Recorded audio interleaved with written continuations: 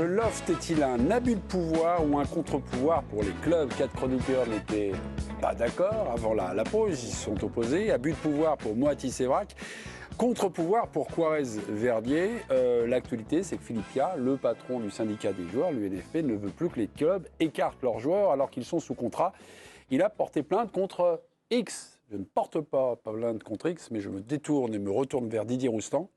Alors, est-ce que c'est un abus ou un contre-pouvoir? Le syndicat, présidé par Philippe, a raison de prendre position, puisque maintenant, c'est comme le 49-3, quoi. C'est devenu trop monnaie courante. Maintenant, c'est plus délicat, je trouve, que ça n'y paraît, parce que les joueurs ont une telle puissance, et eux, ils n'ont pas d'état d'âme le jour où, alors qu'ils ont signé un contrat et qu'ils sont sous contrat. Matic, c'est le dernier en date. Oui. Mais il y en a des tas, ils vont plus à l'entraînement, les trucs, même des joueurs considérés, internationaux. Oui, monsieur Étienne Moutier, mais je t'ai laissé exprimer. Ah oui, oui. Et là, hormis là, Matic, parce qu'il y a un actionnaire qui est assez fort et il tient bon, d'une manière générale, tu sais que tu peux. Et puis Matic partira de toute manière, quoi. Donc, quelque part, il aura gain de cause, peut-être pas de la manière dont il souhaitait. Le Moigny a fait grève 2 jours, ils ont pris 90 millions, Francfort, ils sont tristes. Mais il a fait grève. Ouais, mais il a fait, oui, mais il a fait, il a fait grève. Mais j'ai pas 50 exemples. Non, mais des fois, c'est plus que 2 jours, etc. Que des gars comme Ekitike, qui en plus est un jeune joueur, tu vois, on lui propose des pistes ou d'aller chercher et que le PSG prendra une partie des salaires, tout ça et tout, mais lui il est tranquille comme Dassler, s'il pouvait encore être là, et puis lui il a fait son choix, et ben je joue pas, et ben je truc, ben je vais aux entraînements, tu comprends? Draxler, oui. Oui. Dassler, justement, on parlait. Dassler, c'était quelqu'un qui. Dassler, il est mort peu cher et grosse dépression. Je crois qu'il s'est suicidé, grosse dépression. Justement, on en parlait en début de Draxler. Et là, je trouve qu'il y a quelque chose qui ne va pas, quoi. Il y a un terrain à trouver. Alors évidemment, ce sont les clubs qui ont fait signer un contrat, mais je te dis encore que quand le joueur ne veut plus, parce qu'il gagne 3 francs 6 sous de plus ailleurs, ou sportivement c'est peut-être plus intéressant, bah alors lui, le contrat, il ne veut plus en entendre parler aussi. Donc ça peut pas être que... mais Didier, ce qui m'étonne, c'est 180 joueurs loftés. 180 joueurs loftés actuellement, là? Oui. Actuellement, en France. Il y a 180 grèves par an. Mais c'est quoi la définition d'un loft? Est-ce que ce qui m'étonne dans ton argumentaire, Didier, ça non, te mais je suis pas plutôt vers vous. Mais parce non, mais est-ce que tu penses sincèrement que sur ces 180 joueurs, c'est donc que des stars, quoi, donc ceux qu'on a cités, en effet, qui peuvent avoir éventuellement de temps en temps un moyen de pression. Je suis d'accord avec toi. Sinon, c'est des joueurs de Ligue 2 qui sont mis à l'écart par leur club. Et ce qui est insupportable, c'est les pressions parce qu'il ne reste plus qu'1 an de contrat et on les pousse à re-signer ou des tas de choses. Donc je suis plutôt de votre côté, mais je dis attention aussi, et au syndicat aussi, de tenir compte un peu de ça aussi par rapport au club, c'est que les joueurs, quelque part, ils sont tout puissants aussi. Enfin, ils ont gagné beaucoup. Et tant mieux, c'est eux qui font le spectacle, c'est eux qui font... Mais... Didier, Dominique, j'ai une question. Non, mais je suis... Dominique, j'ai une question. Je ne répondrai pas à une question. Le modèle économique du foot est le suivant. Un club vit notamment sur ses transferts. Aller au bout de son contrat, c'est un manque à gagner pour le club.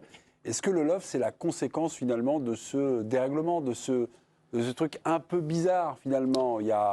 C'est le manque à gagner pour le club. Gundogan. Non, mais est-ce que finalement c'est un jeu Gundogan à City, Léo Messi à Paris. Est-ce que City et Paris n'en ont pas profité? Ou en termes sportifs, ou en termes de marketing, de vente de maillots, de répercussions de droits télé, de tout ça. Quel rapport avec le loft? Là, vous me dites, c'est un manque à gagner. Est-ce que quand Messi part libre, donc à Miami, c'est ça? Est-ce qu'il y a un manque à gagner pour le Paris Saint-Germain? Est-ce que le PSG n'a pas basculé dans une autre dimension économique avec l'arrivée de Messi? Donc le manque à gagner, déjà, je ne le vois pas. Tu parles du PSG. Je ne le vois pas dans votre histoire. Pour certaines. En fait, mais le jeu économique d'un club, c'est à la fois les droits télé, mais à la fois la vente sur les transferts, d'essayer d'acheter un joueur bas pour le vendre plus cher, et ça, fait partie des ressources. Ce truc-là, le fait donc de ne pas aller au bout de son contrat, le fait de signer 3 ans, mais d'être vendu 1 an avant le terme de son contrat, est-ce que ça, c'est en fait ce jeu-là qui participe au dérèglement? Qui a décidé qu'il fallait qu'il y ait des transferts? Là, pour le coup, ce ne sont pas les joueurs. C'est les clubs qui font des transferts entre eux. À partir du moment où vous signez donc un contrat quand vous êtes un joueur de foot, vous faites un CDD.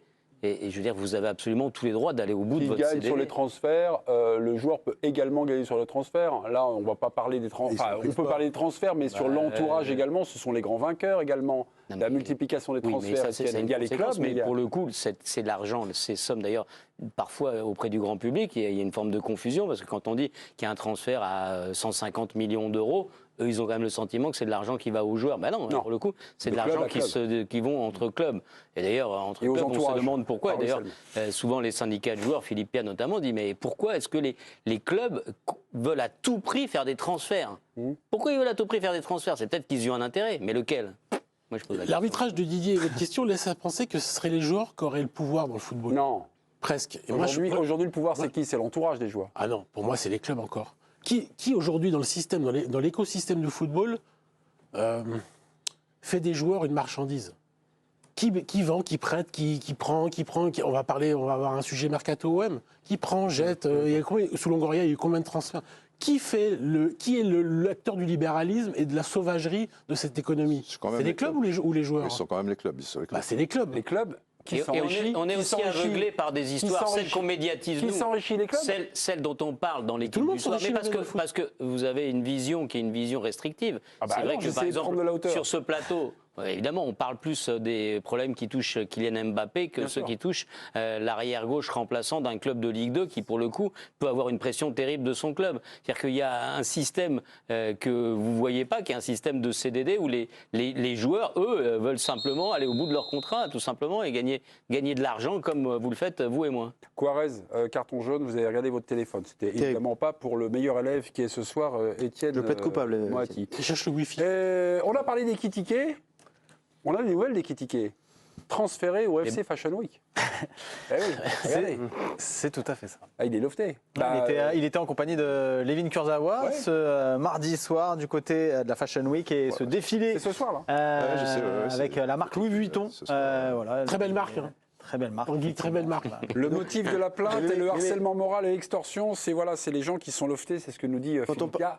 J'ai quand même l'impression que voilà. Ça, ce ne sont pas des lofters qui souffrent les deux. Ah non. On n'a pas pris des exemples. C'est Love Story là. Il y a 1,5 million. Franchement, je trouve ça vraiment malhonnête. Parce qu'avec cette image-là, vous donnez le sentiment qu'en fait, Ekitike, lui, il n'a pas du tout envie de jouer au Paris Saint-Germain, il n'a pas envie d'y être titulaire. Non, je veux dire, il est victime d'un système aussi où un club l'a vendu à un club qui l'a acheté. Finalement, le club qui l'a acheté n'en a pas tellement envie et que le club qui l'a vendu a fait de l'argent. Et lui, aujourd'hui, il se retrouve gros gens comme devant. Il a l'air de souffrir. Là, je vous tombe dessus, Étienne.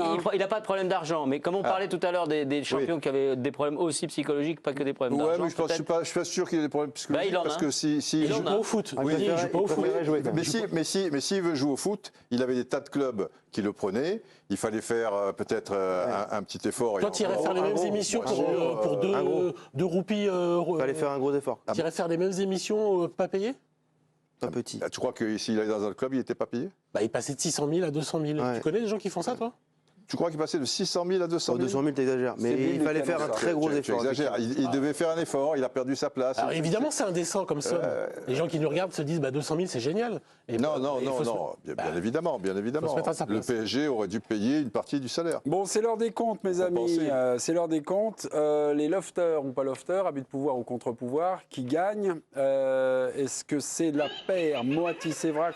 Oui, Moati-Sévrac qui gagne. Non, mais c'est normal. Moi, je suis d'accord avec Étienne toute la soirée. Il y avait Mourinho viré, je suis d'accord avec Étienne. Considéré comme un grand coach. Alors là, c'est Moati et Quarez. C'est ce que je disais. Moi, j'étais du côté d'Étienne. J'ai gagné tous les. Ah, tu vas avoir Ils suivent le président. Non. C'est terrible.